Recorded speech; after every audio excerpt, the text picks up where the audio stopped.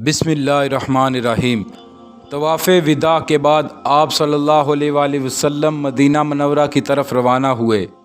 वापसी के सफ़र में गदीर खम नामी तालाब के मुकाम पर आप सल्लल्लाहु अलैहि वसल्लम ने अपने सहाबा को जमा फरमाया। इनके सामने खुतबा दिया जिसमें फरमाया, लोगो, दर हकीकत मैं भी तुम्हारी तरह एक बशर हूँ और बंदा हूँ। मुमकिन है अब जल्द ही मेरे रब का एलची मेरे पास आ जाए, यानी मेरा बुलावा आ जाए, और मैं इसके आगे सरे तस्लीम खम करूं। मैं भी अल्लाह के सामने जवाबदा हूं और तुम भी जवाबदा हो। अब तुम क्या कहते हो? सहाबा कराम रज़ी अल्लाह अन्हुमा ने जवाब दिया, हम गवाही देते हैं कि बेशक आपने तबलीग का हक़ अदा कर दिया, इसमें पूरी मेहनत फरमाई और नसीहत तमाम कर दी। तब आप सल्लल्लाहु अलैहि वसल्लम ने फरमाया, क्या तुम इसकी गवाही नहीं देते कि अल्लाह ताला के सिवा कोई माबूद नहीं, और ये कि मोहम्मद सल्लल्लाहु अलैहि वसल्लम इसके बंदे और रसूल हैं, और ये कि जन्नत, दोज़ख और मौत बरहक चीज़ें हैं, और ये कि मरने के बाद दोबारा ज़िंदा होना बरहक है, और ये कि क़यामत आने वाली चीज़ है, इसमें किसी शक व शुबा की गुंजाइश नहीं, कोई गुंजाइश नहीं, और ये कि अल्लाह ताला इन लोगों को दोबारा ज़िंदा करके उठाएगा जो कब्रों में पहुंच चुके हैं। सहाबा कराम ने अर्ज़ किया, बेशक हम इन सब बातों की गवाही देते हैं।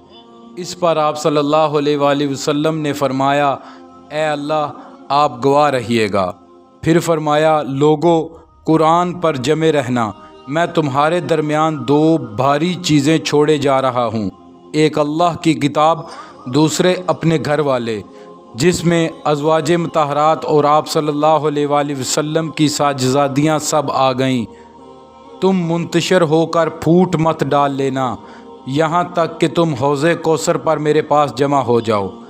इस मौका पर हज़रत अली रज़ी अल्लाह ताला अन्हो के बारे में आप सल्लल्लाहु अलैहि वसल्लम ने ये अल्फाज फरमाए, मैं जिसका मौला और आका हूँ, अली भी इसका के मौला और आका है। ए अल्लाह, जो अली का मददगार हो तू भी इसका मददगार हो जा, और जो इससे दुश्मनी रखे तू भी इससे दुश्मनी रख, जो इससे मोहब्बत रखे तू भी इससे मोहब्बत रख, जो इससे बुग़्ज़ रखे तू भी इससे बुग़्ज़ रख, जो इसकी मदद करे तू भी इसकी मदद कर, और जो इसकी आनत करे तू भी इसकी आनत फरमा, जो भी इसे रुसवा करे तू इसे रुसवा फरमा, ये जहाँ भी हो तू हक़ और सदाकत को इसका साथी बना दे।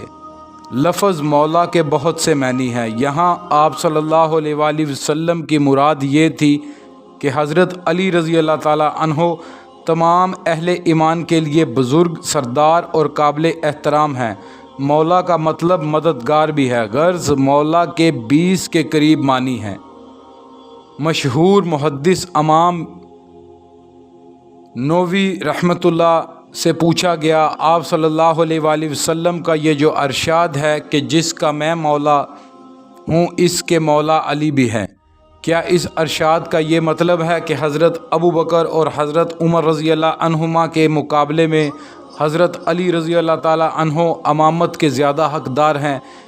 इस सवाल के जवाब में इमाम नवी रहमतुल्लाह ने फरमाया, इस हदीस ये मतलब नहीं निकलता, बल्कि इन उलमा के नज़दीक जो इस मैदान में नुमायाँ हैं और जिनकी तहकीक पर एतमाद किया जा सकता है, इस हदीस का मतलब ये है कि जिसका मददगार आका और महबूब मैं हूँ तो अली भी इसके मददगार आका और महबूब हैं। इस सफ़र से वापसी पर आप सल्लल्लाहु अलैहि वसल्लम ने रस्ते में ज़ू अल-हलैफ़ा के मुकाम पर रात बसर फरमाई, और रात के वक्त मदीना मनव्वरा में दाखिल होने को पसंद नहीं फरमाया।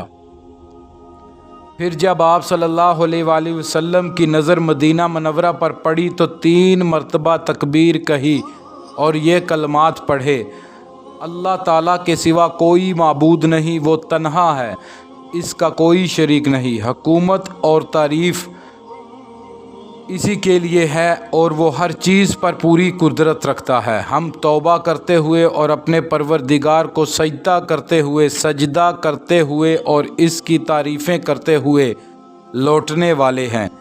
اللہ کا وعدہ سچا ہو گیا، اس نے اپنے بندے کی مدد فرمائی اور سب گروہوں کو اس تنہا نے شکست دی۔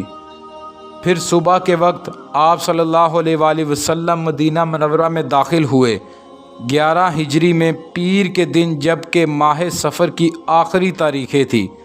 آپ صلی اللہ علیہ وآلہ وسلم نے رومیوں کی عظیم سلطنت کے خلاف تیاری کا حکم فرمایا۔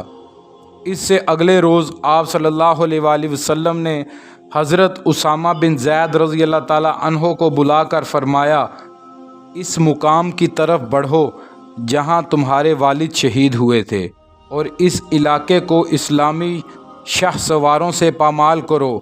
میں تمہیں اس لشکر کا امیر بناتا ہوں۔ نہایت تیزی سے سفر کر کے اپنی منزل کی طرف بڑھو تاکہ جاسوسوں کی اطلاعات سے پہلے دشمن کے سر پر پہنچ جاؤ۔ اگر اللہ تعالیٰ تمہیں ان پر فتح عطا فرمائے تو ان لوگوں کے درمیان زیادہ مت ٹھہرنا اور اپنے ساتھ جاسوس اور منجر لے جانا۔ اگلے روز بدھ کے دن رسول اللہ صلی اللہ علیہ وآلہ وسلم کے سر مبارک میں درد شروع ہو گیا، اس کے بعد بخار بھی ہو گیا۔ جمعرات کے دن آپ صلی اللہ علیہ وآلہ وسلم نے تکلیف کے باوجود اپنے دستے مبارک سے حضرت اسامہ رضی اللہ تعالیٰ عنہ کو پرچم بنا کر دیا، پھر فرمایا، اللہ کا نام لے کر اس کے رستے میں جہاد کے لیے جاؤ، اور جن لوگوں نے اللہ کے ساتھ کفر کیا ہے ان سے جنگ کرو۔ حضرت اسامہ بن زید رضی اللہ تعالیٰ عنہ اپنا پرچم لے کر اسلامی لشکر کے ساتھ روانہ ہوئے۔ وہ اس وقت بالکل نوجوان تھے۔ اس نوجوانی کی حالت میں آپ صلی اللہ علیہ وآلہ وسلم نے انہیں لشکر کا سالار مقرر فرمایا تھا، جبکہ صحابہ کرام رضی اللہ عنہما میں بڑے بڑے ممتاز اور تجربہ کار لوگ موجود تھے۔ اس بنیاد پر صحابہ کرام رضی اللہ عنہما میں سے کچھ حضرات نے اس بات کو محسوس کیا کہ جب اتنے بڑے اور تجربہ کار حضرات موجود ہیں تو پھر ایک نو عمر کو سپہ سالار کیوں مقرر فرمایا گیا۔ جب آپ صلی اللہ علیہ وآلہ وسلم کو ان باتوں کی خبر ہوئی تو سخت ناراض ہوئے، یہاں تک کہ اسی وقت اپنے حجرہ مبارک سے باہر تشریف لائے۔ اس وقت آپ صلی اللہ علیہ وآلہ وسلم کے سر مبارک پر پٹی بندھی ہوئی تھی اور بدن مبارک پر ایک چادر تھی۔ آپ صلی اللہ علیہ وآلہ وسلم مسجد میں داخل ہوئے اور ممبر پر تشریف لائے، اللہ کی حمد و ثنا بیان فرمائی، پھر صحابہ کرام کو خطاب فرمایا، لوگو، یہ کیسی باتیں ہیں جو اسامہ کو امیر بنانے پر تم لوگوں کی طرف سے مجھ تک پہنچتی ہیں؟ اس سے پہلے جب میں نے اسامہ کے والد کو امیر بنایا تھا تو اس وقت بھی اس قسم کی کچھ باتیں سننے میں آئی تھی۔ قسم ہے اللہ عز و جل کی کہ وہ یعنی زید بن حارث امیر بننے کے لیے موزوں ترین آدمی تھے، اور اب ان کے بعد ان کا بیٹا امیر بننے کے لیے موزوں ترین ہے۔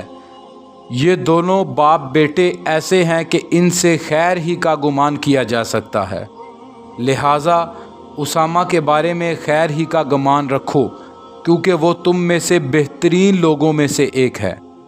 اب جو صحابہ حضرت اسامہ رضی اللہ تعالیٰ عنہ کے لشکر میں جہاد کے لیے جانے والے تھے، وہ آپ صلی اللہ علیہ وآلہ وسلم سے ملاقات کے لیے آنے لگے۔ اس وقت آپ صلی اللہ علیہ وآلہ وسلم کی طبیعت کافی ناساز تھی، اس کے باوجود فرما رہے تھے، اسامہ کے لشکر کو روانہ کر دو۔ اپنی طبیعت کی خرابی کے پیش نظر آپ صلی اللہ علیہ وآلہ وسلم نے حضرت ابو بکر صدیق رضی اللہ تعالیٰ عنہ کو لشکر کے ساتھ جانے سے روک دیا تھا اور انہیں حکم فرمایا تھا کہ وہ لوگوں کو نمازیں پڑھائیں۔ اتوار کے روز آپ صلی اللہ علیہ وآلہ وسلم کی تکلیف میں اضافہ ہو گیا۔ حضرت اسامہ رضی اللہ تعالیٰ عنہ اپنے لشکر کے ساتھ مدینہ منورہ سے باہر ٹھہر گئے تھے۔ وہاں سے آپ صلی اللہ علیہ وآلہ وسلم کی ملاقات کے لیے آئے۔ جب وہ آپ صلی اللہ علیہ وآلہ وسلم کے حجرہ مبارک میں داخل ہوئے تو آپ صلی اللہ علیہ وآلہ وسلم آنکھیں بند کیے نڈھال سی حالت میں لیٹے ہوئے تھے۔ حضرت اسامہ رضی اللہ تعالیٰ عنہ آہستہ سے آپ صلی اللہ علیہ وآلہ وسلم کا سر مبارک دبایا اور پیشانی کو بوسہ دیا۔ آپ صلی اللہ علیہ وآلہ وسلم نے کوئی بات نہ کی، دونوں ہاتھ اوپر کی طرف اٹھائے اور ان کو اسامہ پر رکھ دیا۔ حضرت اسامہ رضی اللہ تعالیٰ عنہ سمجھ گئے کہ آپ صلی اللہ علیہ وآلہ وسلم ان کے لیے دعا فرما رہے ہیں۔ اس کے بعد اسامہ رضی اللہ تعالیٰ عنہ پھر اپنے لشکر میں لوٹ آئے۔ لشکر اس وقت جرف کے مقام پر تھا۔ اسلامی لشکر روانہ ہونے کی تیاری کر رہا تھا کہ مدینہ منورہ سے پیغام ملا، آپ صلی اللہ علیہ وآلہ وسلم کی طبیعت زیادہ ناساز ہو گئی ہے، آپ نہ جائیں۔ اس طرح یہ لشکر روانہ نہ ہو سکا۔ طبیعت خراب ہونے سے پہلے ایک روز آپ صلی اللہ علیہ وآلہ وسلم آدھی رات کے وقت قبرستان بقیع میں تشریف لے گئے تھے اور وہاں ہر مومن کے لیے مغفرت کی دعا فرمائی تھی۔ قبرستان سے واپس لوٹے تو سر مبارک میں شدید درد شروع ہو گیا۔ حضور اکرم صلی اللہ علیہ وآلہ وسلم نے سیدہ عائشہ صدیقہ رضی اللہ تعالیٰ عنہا کو سر درد کے بارے میں بتایا۔ انہوں نے سر دبانا شروع کیا۔ سر درد کے ساتھ کو بخار بھی شروع ہو گیا۔ مرض شروع ہونے کے بعد بھی آپ صلی اللہ علیہ وآلہ وسلم اپنی تمام ازواج کے ہاں باری کے مطابق تشریف لے جاتے تھے۔ جس دن آپ صلی اللہ علیہ وآلہ وسلم حضرت میمونہ رضی اللہ تعالیٰ عنہا کے ہاں تشریف لے گئے، اس دن مرض میں شدت پیدا ہو گئی۔ تب آپ صلی اللہ علیہ وآلہ وسلم نے اپنی تمام ازواج کو بلایا اور ان سے اجازت لی کہ آپ صلی اللہ علیہ وآلہ وسلم کی تیمارداری حضرت عائشہ صدیقہ رضی اللہ تعالیٰ عنہا کے حجرے میں ہو۔ سب نے خوشی سے اس کی اجازت دے دی۔ پھر حضور صلی اللہ علیہ وآلہ وسلم پر غشی طاری رہنے لگی، بخار کی شدت زیادہ ہوئی تو آپ صلی اللہ علیہ وآلہ وسلم نے مختلف کنوؤں سے 7 مشکیں پانی کی منگوائیں اور اپنے اوپر ڈالنے کا حکم فرمایا۔ آپ صلی اللہ علیہ وآلہ وسلم پر ان 7 مشکوں کا پانی ڈالنا شروع کیا گیا، یہاں تک کہ آپ صلی اللہ علیہ وآلہ وسلم نے خود ہی فرمایا، بس کافی ہے۔ زندگی کے ان آخری ایام میں آپ صلی اللہ علیہ وآلہ وسلم فرمایا کرتے تھے، اے عائشہ، مجھے خیبر میں جو زہر دیا گیا تھا اس کی تکلیف میں اب محسوس کرتا ہوں۔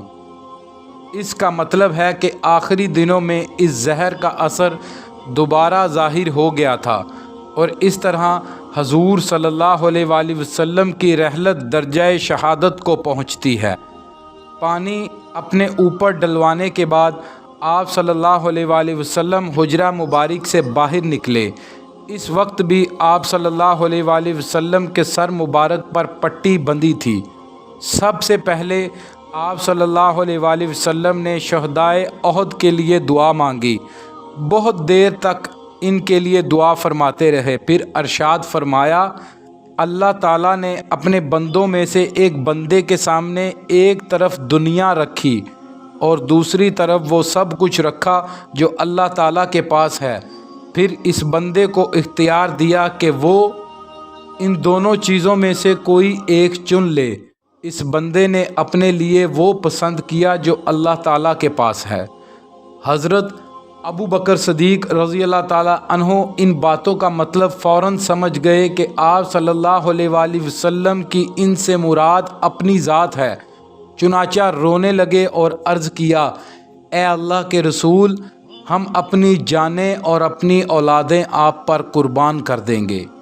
آپ صلی اللہ علیہ وآلہ وسلم نے انہیں روتے دیکھ کر فرمایا، ابو بکر خود کو سنبھالو۔ پھر لوگوں سے مخاطب ہو کر ارشاد فرمایا، لوگوں، ساتھ دینے کے اعتبار سے، اپنی دولت خرچ کرنے کے اعتبار سے جس شخص کا مجھ پر سب سے زیادہ احسان ہے وہ ابو بکر ہیں۔ یہ حدیث صحیح ہے، اس کو 10 سے زیادہ صحابہ نے نقل کیا ہے۔ پھر آپ صلی اللہ علیہ وآلہ وسلم نے ارشاد فرمایا، مسجد سے ملے ہوئے تمام دروازے بند کر دیے جائیں، بس ابو بکر کا دروازہ رہنے دیا جائے، کیونکہ میں اس دروازے میں نور دیکھتا ہوں۔ صحبت اور رفاقت کے اعتبار سے میں کسی کو ابو بکر سے افضل نہیں سمجھتا۔ ایک روایت میں ہے، ابو بکر میرے ساتھی ہیں اور میرے غم گسار ہیں، اس لیے مسجد میں کھلنے والی ہر کھڑکی بند کر دو سوائے ابو بکر کی کھڑکی کے۔ آپ صلی اللہ علیہ وآلہ وسلم نے حضرت ابو بکر صدیق رضی اللہ تعالیٰ عنہ کے بارے میں یہ بھی ارشاد فرمایا، میرے ساتھی ابو بکر کے بارے میں مجھے تکلیف نہ پہنچاؤ۔ حضرت ابو بکر صدیق رضی اللہ تعالیٰ عنہ کے بارے میں آپ صلی اللہ علیہ وآلہ وسلم کا یہ بھی ارشاد مبارک ہے، جب لوگوں نے مجھے جھوٹا کہا تھا تو ابو بکر نے مجھے سچا کہا تھا، جب لوگوں نے اپنا مال روک لیا تھا تو ابو بکر نے میرے لیے اپنے مال کو فیاضی سے خرچ کیا، جب لوگوں نے مجھے وقت پر بے یار و مددگار چھوڑ دیا تھا تو ابو بکر نے میری غم خواری کی تھی۔ حضرت عباس رضی اللہ تعالیٰ عنہ نے آپ صلی اللہ علیہ وآلہ وسلم سے عرض کیا، اے اللہ کے رسول، یہ کیا بات ہے کہ آپ نے ابو بکر کا دروازہ تو کھلا رہنے دیا اور باقی لوگوں کے دروازے بند کروا دیے؟ ان کی بات کے جواب میں آپ صلی اللہ علیہ وآلہ وسلم نے ارشاد فرمایا، اے عباس، نہ میں نے اپنے حکم سے کھلوائے نہ اپنے حکم سے بند کروائے۔ مطلب یہ تھا کہ ایسا کرنے کا حکم اللہ تعالیٰ نے دیا۔ اپنے اوپر 7 مشکوں کا پانی ڈلوانے کے بعد آپ صلی اللہ علیہ وآلہ وسلم نے افاقہ محسوس فرمایا تو مہاجرین سے ارشاد فرمایا، اے مہاجرین، انصار کے ساتھ نیک سلوک کرنا، خیر کا سلوک کرنا، کیونکہ یہ لوگ میری پناہ گاہ تھے، ان کے پاس مجھے ٹھکانہ ملا، اس لیے ان کی بلائیوں کے بدلے میں ان کے ساتھ بلائی کرنا اور ان کی برائیوں سے درگزر کرنا۔ اتنا فرمانے کے بعد آپ صلی اللہ علیہ وآلہ وسلم منبر سے اتر آئے۔ اپنے مرض وفات میں آپ صلی اللہ علیہ وآلہ وسلم نے حضرت ابو بکر صدیق رضی اللہ تعالیٰ عنہ کو حکم دیا کہ وہ نماز پڑھائیں۔ وہ نماز عشاء کی تھی۔ جب حضرت بلال رضی اللہ تعالیٰ عنہ نے اذان دی تو آپ صلی اللہ علیہ وآلہ وسلم نے فرمایا، میرے لیے برتن میں پانی لاؤ۔ آپ صلی اللہ علیہ وآلہ وسلم نے وضو کیا، پھر مسجد میں جانے کا ارادہ فرمایا، مگر غشی طاری ہو گئی۔ کچھ دیر بعد افاقہ ہوا تو دریافت فرمایا، کیا لوگوں نے نماز پڑھ لی؟ صحابہ کرام نے عرض کیا، لوگ آپ کا انتظار کر رہے ہیں۔ اس وقت آپ صلی اللہ علیہ وآلہ وسلم نے پھر پانی لانے کا حکم دیا، وضو کیا، پھر مسجد میں جانے کا ارادہ فرمایا، لیکن پھر غشی طاری ہو گئی۔ اس کے بعد پھر افاقہ ہوا تو پوچھا، کیا لوگوں نے نماز پڑھ لی؟ صحابہ کرام نے پھر عرض کیا، نہیں، لوگ آپ کا انتظار کر رہے ہیں۔ اب پھر آپ صلی اللہ علیہ وآلہ وسلم نے وضو کیا، نماز کا ارادہ فرمایا، لیکن غشی طاری ہو گئی۔ افاقہ ہونے پر آپ صلی اللہ علیہ وآلہ وسلم نے پھر یہی پوچھا اور آپ صلی اللہ علیہ وآلہ وسلم کو یہی بتایا گیا۔ تب آپ صلی اللہ علیہ وآلہ وسلم نے حضرت ابو بکر صدیق رضی اللہ تعالیٰ عنہ کو حکم بھیجا کہ وہ مسلمانوں کو نماز پڑھائیں۔ حضرت ابو بکر صدیق رضی اللہ تعالیٰ عنہ کو جب یہ حکم ملا تو انہوں نے حضرت عمر رضی اللہ تعالیٰ عنہ سے فرمایا، اے عمر، تم نماز پڑھا دو۔ اس پر حضرت عمر رضی اللہ تعالیٰ عنہ نے عرض کیا، آپ اس کے زیادہ حقدار ہیں۔ آخر حضرت ابو بکر صدیق رضی اللہ تعالیٰ عنہ نے نماز پڑھائی۔ اس کے بعد آپ صلی اللہ علیہ وآلہ وسلم کی وفات تک حضرت ابو بکر صدیق رضی اللہ تعالیٰ عنہ ہی نمازیں پڑھاتے رہے۔ آپ صلی اللہ علیہ وآلہ وسلم کی زندگی مبارک میں اس طرح حضرت ابو بکر صدیق رضی اللہ تعالیٰ عنہ نے 17 نمازیں پڑھائی۔ اس دوران صبح کی ایک نماز میں آپ صلی اللہ علیہ وآلہ وسلم ان کی امامت میں دوسری رکعت میں شریک ہوئے اور اپنی پہلی رکعت بعد میں ادا فرمائی۔ اس نماز کے لیے آپ صلی اللہ علیہ وآلہ وسلم 2 آدمیوں کا سہارا لے کر مسجد تک آئے تھے۔ ان 2 میں سے ایک حضرت عباس رضی اللہ تعالیٰ عنہ تھے۔ حضرت ابو بکر صدیق رضی اللہ تعالیٰ عنہ اس وقت نماز پڑھا رہے تھے۔ انہوں نے آپ صلی اللہ علیہ وآلہ وسلم کو تشریف لاتے دیکھا تو فوراً پیچھے ہٹنے لگے تاکہ آپ صلی اللہ علیہ وآلہ وسلم امامت فرمائیں، مگر آپ صلی اللہ علیہ وآلہ وسلم نے انہیں اشارے سے فرمایا کہ پیچھے نہ ہٹیں۔ پھر آپ صلی اللہ علیہ وآلہ وسلم نے اپنے دونوں ساتھیوں کو حکم دیا تو انہوں نے آپ صلی اللہ علیہ وآلہ وسلم کو حضرت ابو بکر صدیق رضی اللہ تعالیٰ عنہ کی بائیں جانب بٹھا دیا۔ اس طرح حضرت ابو بکر رضی اللہ تعالیٰ عنہ نے کھڑے ہو کر نماز ادا کی۔ ان کے پیچھے باقی تمام صحابہ نے بھی کھڑے رہ کر نماز ادا کی اور آپ صلی اللہ علیہ وآلہ وسلم نے بیٹھ کر نماز پوری فرمائی۔ امام ترمذی رحمۃ اللہ علیہ نے لکھا ہے کہ آپ صلی اللہ علیہ وآلہ وسلم نے حضرت ابو بکر صدیق رضی اللہ تعالیٰ عنہ کے پیچھے 3 مرتبہ نماز پڑھی۔ اس بارے میں یہ روایت بھی ہے کہ پہلی مرتبہ حضرت عمر رضی اللہ تعالیٰ عنہ امامت کرنے لگے تھے۔ آپ صلی اللہ علیہ وآلہ وسلم نے جب ان کی آواز سنی تو ارشاد فرمایا، نہیں نہیں نہیں، ابو بکر ہی نماز پڑھائیں۔ آپ صلی اللہ علیہ وآلہ وسلم کا یہ ارشاد سن کر حضرت عمر رضی اللہ تعالیٰ عنہ پیچھے ہٹ آئے تھے اور حضرت ابو بکر صدیق رضی اللہ تعالیٰ عنہ نے آگے بڑھ کر نماز پڑھائی تھی۔ پھر آخری روز آپ صلی اللہ علیہ وآلہ وسلم نے سر مبارک پردے سے باہر نکال کر مسجد میں دیکھا، لوگ حضرت ابو بکر صدیق رضی اللہ تعالیٰ عنہ کے پیچھے نماز ادا کر رہے تھے۔ یہ دیکھ کر آپ صلی اللہ علیہ وآلہ وسلم مسکرا دیے۔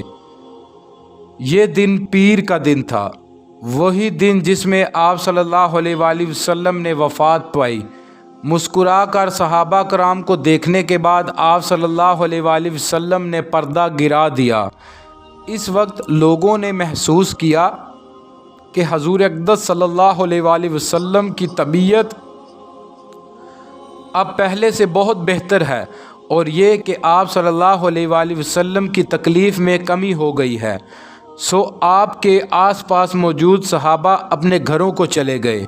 حضرت ابو بکر صدیق رضی اللہ تعالیٰ عنہ بھی مدینہ منورہ کے قریب سخ نامی دیہات چلے گئے جہاں ان کی دوسری زوجہ محترمہ کا گھر تھا۔ یہ جگہ مدینہ منورہ سے 1 یا 1.5 میل کے فاصلے پر تھی۔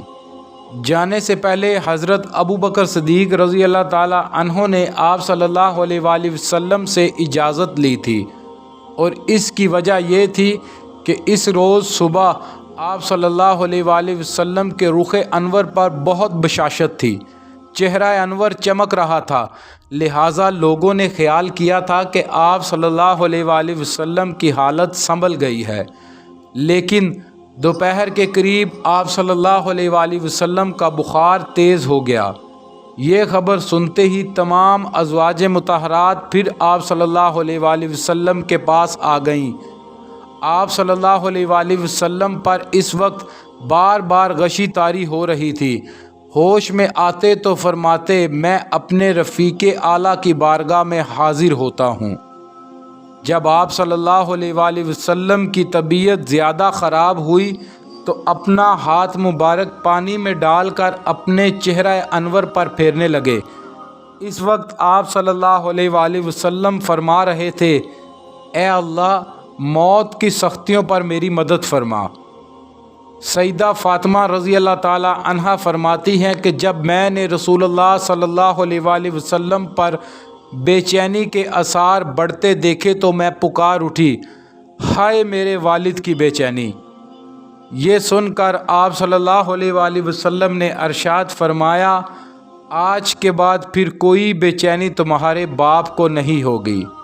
حضور اکرم صلی اللہ علیہ وآلہ وسلم پر وفات کے وقت جو اس قدر تکلیف اور بے چینی کے آثار ظاہر ہوئے، اس میں بھی اللہ تعالیٰ کی حکمت ہے، یہ کہ اگر کسی مسلمان کو موت کے وقت اس طرح کی تکلیف اور بے چینی ہو تو حضور اکرم صلی اللہ علیہ وآلہ وسلم کی تکلیف کو یاد کر کے خود کو تسلی دے سکتا ہے، یعنی دل میں کہہ سکتا ہے کہ جب اللہ کے رسول پر موت کے وقت اتنی تکلیف گزری تو میری کیا حیثیت ہے۔ یوں بھی موت کی سختی مومن کے درجات بلند ہونے کا سبب بنتی ہے۔ حضرت عائشہ صدیقہ رضی اللہ تعالی عنہا فرماتی ہیں، آپ صلی اللہ علیہ وآلہ وسلم پر موت کی تکلیف دیکھنے کے بعد اب میں کسی پر بھی موت کے وقت سختی کو ناگوار محسوس نہیں کرتی۔ جب آپ صلی اللہ علیہ وآلہ وسلم کو تکلیف ہوتی تھی تو فرمایا کرتے تھے، اے تمام لوگوں کے پروردگار، یہ تکلیف دور فرما دے اور شفا عطا فرما دے کہ تو ہی شفا دینے والا ہے، تیری دی ہوئی شفا ہی اصل شفا ہے جس میں بیماری کا نام و نشان نہیں ہوتا۔ حضرت عائشہ صدیقہ رضی اللہ تعالی عنہا فرماتی ہیں کہ جب آپ صلی اللہ علیہ وآلہ وسلم کی بے چینی بڑھی تو میں نے آپ صلی اللہ علیہ وآلہ وسلم کا دایاں ہاتھ اپنے ہاتھ میں لے لیا اور دعا کے یہی کلمات پڑھ کر دم کرنے لگی۔ پھر آپ صلی اللہ علیہ وآلہ وسلم نے اپنا ہاتھ مبارک کھینچ لیا اور یہ دعا پڑھی، اے اللہ میری مغفرت فرما اور مجھے رفیق اعلیٰ میں جگہ عطا فرما۔ آپ صلی اللہ علیہ وآلہ وسلم کو جب بھی کوئی تکلیف ہوتی تھی تو عافیت اور شفا کی دعا کیا کرتے تھے، لیکن جب مرض وفات ہوا تو اس میں شفا کی دعا نہیں مانگی۔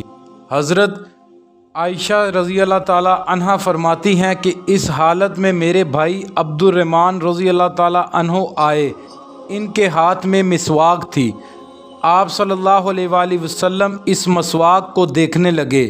میں سمجھ گئی کہ مسواک کی خواہش محسوس کر رہے ہیں، کیونکہ مسواک کرنا آپ صلی اللہ علیہ وآلہ وسلم کو بہت پسند تھا۔ چنانچہ میں نے پوچھا، آپ کو مسواک دوں؟ آپ صلی اللہ علیہ وآلہ وسلم نے سر مبارک سے ہاں کا اشارہ فرمایا۔ میں نے مسواک دانتوں سے نرم کر کے دی۔ اس وقت آپ صلی اللہ علیہ وآلہ وسلم مجھ سے سہارا لیے ہوئے تھے۔ ام المومنین عائشہ صدیقہ رضی اللہ تعالی عنہا فرماتی ہیں، میرے اوپر اللہ کے خاص انعامات میں سے ایک انعام یہ بھی ہے کہ آپ صلی اللہ علیہ وآلہ وسلم کا انتقال میرے گھر میں ہوا۔ آپ کا جسم مبارک اس وقت میرے جسم سے سہارا لیے ہوئے تھا۔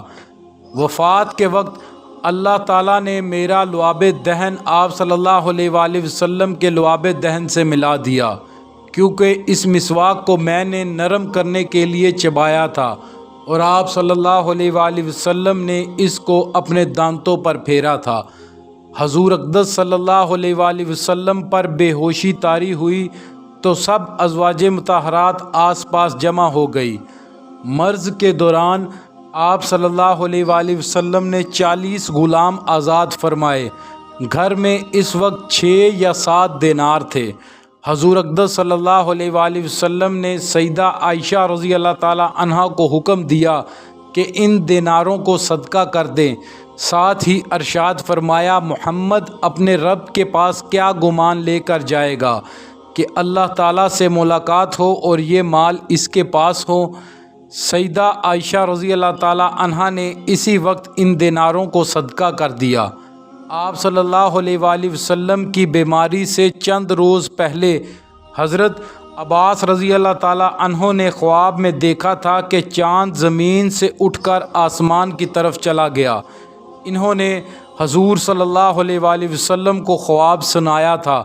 خواب سن کر آپ صلی اللہ علیہ وآلہ وسلم نے فرمایا تھا، اے عباس وہ تمہارا بھتیجا ہے، یعنی یہ آپ صلی اللہ علیہ وآلہ وسلم کی وفات کی طرف اشارہ تھا۔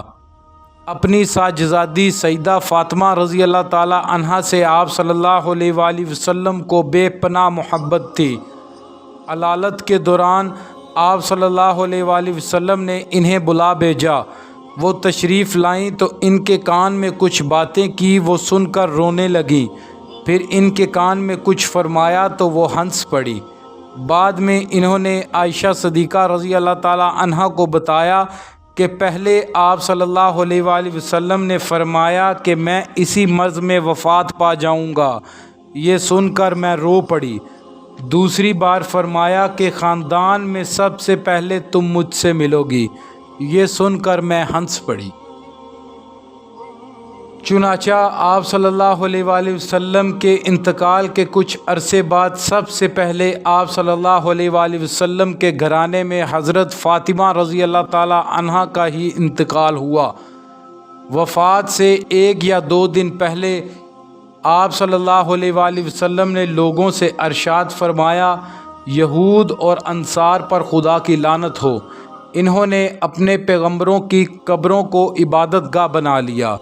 یہ بھی فرمایا کہ یہودیوں کو جزیرۃ العرب سے نکال دو، اور فرمایا، لوگو نماز نماز نماز کے بارے میں اللہ سے ڈرو اور اپنے غلاموں کا خیال رکھو۔ وفات سے پہلے حضرت جبرائیل علیہ السلام ملک الموت کے ساتھ آئے۔ انہوں نے عرض کیا، اے محمد صلی اللہ علیہ وآلہ وسلم، اللہ تعالیٰ آپ کے مشتاق ہیں۔ یہ سن کر آپ صلی اللہ علیہ وآلہ وسلم نے فرمایا، تم حکم کے مطابق میری روح قبض کر لو۔ ایک روایت کے مطابق حضرت جبرائیل علیہ السلام ملک الموت کے ساتھ آئے تھے۔ انہوں نے آپ صلی اللہ علیہ وآلہ وسلم سے عرض کیا تھا، اے اللہ کے رسول، یہ ملک الموت ہیں اور آپ سے اجازت مانگتے ہیں۔ آپ سے پہلے انہوں نے کسی سے اجازت نہیں مانگی اور نہ آپ کے بعد کسی سے اجازت مانگیں گے۔ کیا آپ انہیں اجازت دیتے ہیں؟ آپ صلی اللہ علیہ وآلہ وسلم نے انہیں اجازت دے دی۔ تب اسرائیل علیہ السلام اندر آئے۔ انہوں نے آپ کو سلام کیا اور عرض کیا، اے اللہ کے رسول، اللہ تعالیٰ نے مجھے آپ کے پاس بھیجا ہے۔ اگر آپ مجھے حکم دیں کہ میں آپ کی روح قبض کروں تو میں ایسا ہی کروں گا، اور اگر آپ حکم فرمائیں کہ چھوڑ دوں تو میں ایسا ہی کروں گا۔ آپ صلی اللہ علیہ وآلہ وسلم نے ان سے پوچھا، کیا تم ایسا کر سکتے ہو کہ روح قبض کیے بغیر چلے جاؤ؟ انہوں نے عرض کیا، ہاں، مجھے یہی حکم دیا گیا ہے۔ آپ صلی اللہ علیہ وآلہ وسلم نے جبرائیل علیہ السلام کی طرف دیکھا تو انہوں نے عرض کیا، اے اللہ کے رسول، اللہ تعالیٰ آپ کی ملاقات کے مشتاق ہیں۔ آپ صلی اللہ علیہ وآلہ وسلم نے فرمایا، مجھے اپنے پروردگار سے ملاقات عزیز ہے۔ پھر آپ صلی اللہ علیہ وآلہ وسلم نے حضرت اسرائیل علیہ السلام سے فرمایا، تمہیں جس بات کا حکم دیا گیا ہے اس کو پورا کرو۔ چنانچہ ملک الموت نے آپ صلی اللہ علیہ وآلہ وسلم کی روح قبض کر لی۔ انا للہ و انا الیہ راجعون۔ اس روز پیر کا دن تھا اور دوپہر کا وقت تھا۔ تاریخ وفات میں اختلاف پایا جاتا ہے۔ معتبر قول کے مطابق ربیع الاول کی 9 تاریخ تھی۔ وفات کے فوراً بعد حضرت ابوبکر صدیق رضی اللہ تعالیٰ عنہ کو اطلاع بھیجی گئی۔ وہ فوراً آئے، آنکھوں سے آنسو بہہ رہے تھے۔ انہوں نے آتے ہی رسول اللہ صلی اللہ علیہ وآلہ وسلم کے چہرہ مبارک کو بوسہ دیا اور یہ الفاظ کہے، آپ پر میرے ماں باپ فدا ہوں۔ آپ زندگی میں بھی پاک اور مبارک تھے اور موت کی حالت میں بھی پاک اور مبارک ہیں۔ جو موت آپ کو آنا تھی آ چکی، اب اللہ تعالیٰ آپ کو موت نہیں دیں گے۔ باہر صحابہ ہوش و آواز کھو بیٹھے تھے۔ حضرت عمر رضی اللہ تعالیٰ عنہ کی حالت اتنی پریشان کن تھی کہ مسجد نبوی کے ایک کونے میں کھڑے ہو گئے اور لوگوں کو مخاطب کر کے کہنے لگے، اللہ کی قسم، رسول اللہ کا انتقال نہیں ہوا۔ رسول اللہ صلی اللہ علیہ وآلہ وسلم کی وفات اس وقت تک نہیں ہوگی جب تک کہ وہ منافقوں کے ہاتھ پیر نہیں توڑ دیں گے، اور اگر کسی نے یہ کہا کہ آپ صلی اللہ علیہ وآلہ وسلم کی وفات ہو گئی ہے تو میں اس کی گردن اڑا دوں گا۔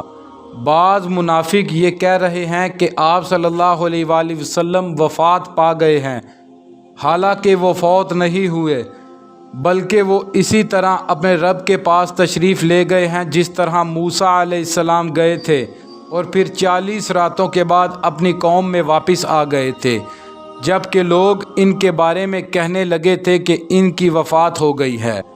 اللہ کی قسم، رسول اللہ صلی اللہ علیہ وآلہ وسلم بھی اسی طرح واپس تشریف لائیں گے جیسے حضرت موسیٰ علیہ السلام لوٹ آئے تھے، پھر ان لوگوں کے ہاتھ پیر کٹوائیں گے۔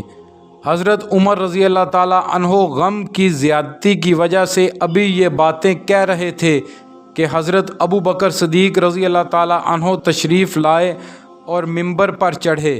انہوں نے بلند آواز میں لوگوں کو مخاطب کرتے ہوئے فرمایا، لوگو، جو شخص محمد صلی اللہ علیہ وآلہ وسلم کی عبادت کرتا تھا وہ جان لے کہ محمد صلی اللہ علیہ وآلہ وسلم کا انتقال ہو گیا ہے۔ یہ کہہ کر انہوں نے سورۃ آل عمران کی آیت 44 تلاوت فرمائی۔ اس کا مفہوم یہ ہے، اور محمد رسول ہی تو ہیں، ان سے پہلے اور بھی بہت رسول گزر چکے ہیں، سو اگر ان کا انتقال ہو جائے یا وہ شہید ہو جائیں تو کیا تم لوگ الٹے پھر جاؤ گے؟ اور جو شخص الٹے پیروں پھر بھی جائے گا تو اللہ تعالیٰ کا کوئی نقصان نہیں کرے گا، اور اللہ تعالیٰ جلد ہی حق شناس لوگوں کو بدلہ دے گا۔ حضرت عمر رضی اللہ تعالیٰ عنہ فرماتے ہیں، یہ آیت سن کر مجھے لگا جیسے میں نے آج سے پہلے یہ آیت سنی ہی نہیں تھی۔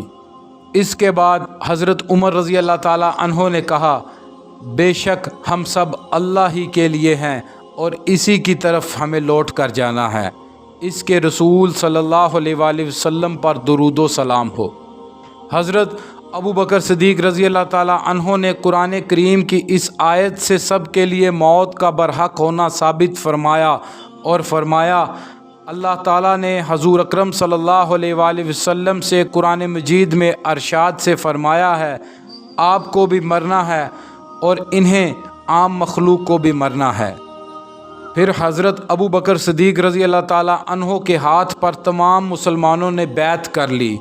اس کے بعد لوگ آپ صلی اللہ علیہ وآلہ وسلم کی تجہیز و تکفین کی طرف متوجہ ہوئے۔ آپ صلی اللہ علیہ وآلہ وسلم کو غسل دیا گیا۔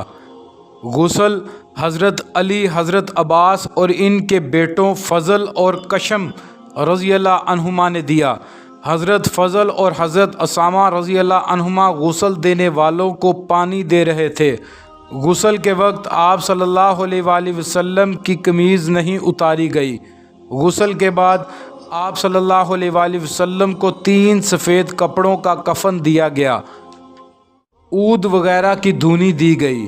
اس کے بعد آپ صلی اللہ علیہ وآلہ وسلم کو چارپائی پر لٹا کر ڈھانپ دیا گیا۔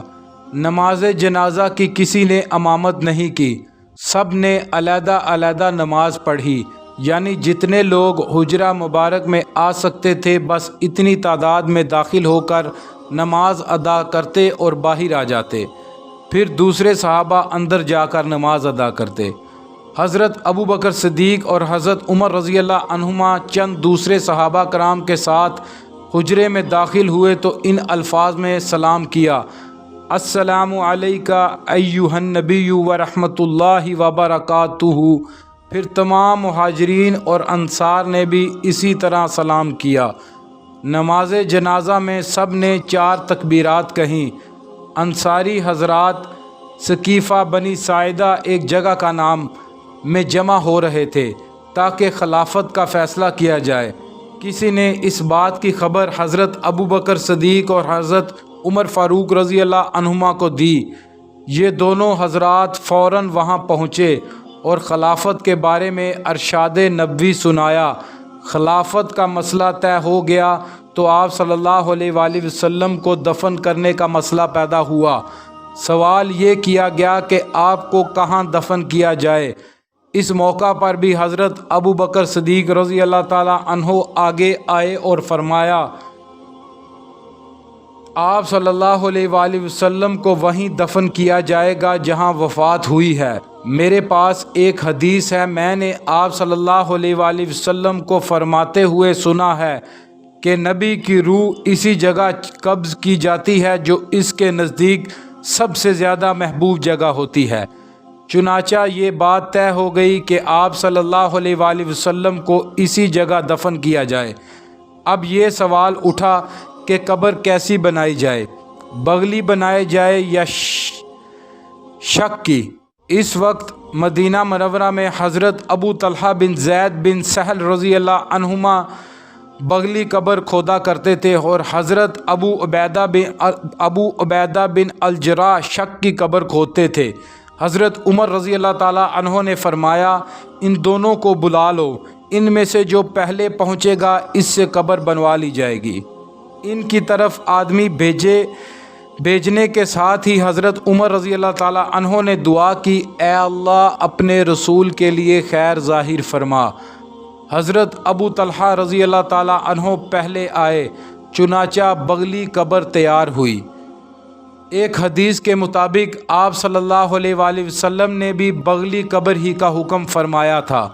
हज़रत अब्बास, हज़रत अली, हज़रत फ़ज़ल, हज़रत कशम और हज़रत शकरान रज़ी अल्लाह अन्हुमा ने आप सल्लल्लाहु अलैहि वसल्लम को कब्र मुबारक में उतारा। हज़रत शकरान रज़ी अल्लाह ताला अन्हो ने कब्र में एक सुरख रंग का कपड़ा बिछाया। ये वही सुरख कपड़ा था जो आप सल्लल्लाहु अलैहि वसल्लम सफ़र पर जाते वक्त ऊँट के पालान पर बिछाते थे। ये कपड़ा इसलिए बिछाया गया कि वहाँ नमी थी। इस वक्त हज़रत शकरान रज़ी अल्लाह ताला अन्हो ने ये अल्फाज कहे, खुदा की कसम आपके बाद इस कपड़े को कोई नहीं पहन सकेगा। आप सल्लल्लाहु अलैहि वसल्लम की तदफीन मंगल और बुध की दरमियानी रात में हुई। हज़रत उम्मे सलमा रज़ी अल्लाह ताला अन्हा से रवायत है कि इस रोज़ हम सब अज़वाज एक जगह जमा होकर रो रही थीं। हम में से कोई सो ना सका। फिर हज़रत बिलाल रज़ी अल्लाह ताला अन्हो ने फ़जर की आज़ान दी। अज़ान में आप सल्लल्लाहु अलैहि वसल्लम का नाम मुबारक आया तो सारा मदीना रोने लगा। लोग इस कदर रोए कि इनकी हिचकियाँ बंद गईं। इससे बड़ा सदमा इन पर कभी नहीं गुज़रा था और ना आइंदा कभी किसी पर गुज़रेगा। हज़रत फ़ातिमा रज़ी अल्लाह ताला अन्हा ने हज़रत अली रज़ी अल्लाह ताला अन्हो से फ़रमाया, तुम्हारे दिलों ने कैसे बर्दाश्त कर लिया कि तुम रसूलुल्लाह सल्लल्लाहु अलैहि वसल्लम पर मिट्टी डालो। इस पर हज़रत अली रज़ी अल्लाह ताला अन्हो ने फ़रमाया, हाँ, लेकिन अल्लाह ताला के हुक्मों को फेरने वाला कोई नहीं। एक हदीस में आता है कि आदमी इसी मिट्टी में दफन होता है जहाँ से इसका खमीर उठाया जाता है। इससे ये भी साबित हुआ कि आप सल्लल्लाहु अलैहि वसल्लम, हज़रत ईसा अलैहिस्सलाम और हज़रत अबू बकर सिद्दीक़ रज़ी अल्लाह ताला अन्हो और हज़रत उमर रज़ी अल्लाह ताला अन्हो एक ही जगह की मिट्टी से तख्लीक़ किए गए थे। आप सल्लल्लाहु अलैहि वसल्लम की वफ़ात के बाद आप सल्लल्लाहु अलैहि वसल्लम की ऊँटनी ने खाना पीना छोड़ दिया और भूखी प्यासी मर। उलमाए इस्लाम का इस बात पर इजमा है कि जिस जगह आप सल्लल्लाहु अलैहि वसल्लम दफन हैं वो जगह रूए ज़मीन में तमाम मुकामात से अफजल है। आप सल्लल्लाहु अलैहि वसल्लम वाक़या फ़ील वाले साल में पैदा हुए, यानी जिस साल इब्राह बादशाह ने काबा पर चढ़ाई की थी। इस वाक़े के 40 या 50 दिन बाद आप सल्लल्लाहु अलैहि वसल्लम की वलादत बासआदत सुबह तुलूए फ़जर के वक्त हुई। वो पीर का दिन था और रबीउल अव्वल का महीना था। तारीख़ वलादत में इख्तलाफ पाया जाता है, ताहम इस रोज़ मुतबर कौल के मुताबिक 9 तारीख़ थी। आप सल्लल्लाहु अलैहि वसल्लम की वफ़ात भी रबीउल अव्वल के महीने में हुई और इस रोज़ भी रबीउल अव्वल की 9 या 12 तारीख़ थी। अल्लाह पाक पढ़ना और सुनना कबूल फ़रमाए। अल्लाह पाक कमी कोताही माफ़ फरमाए।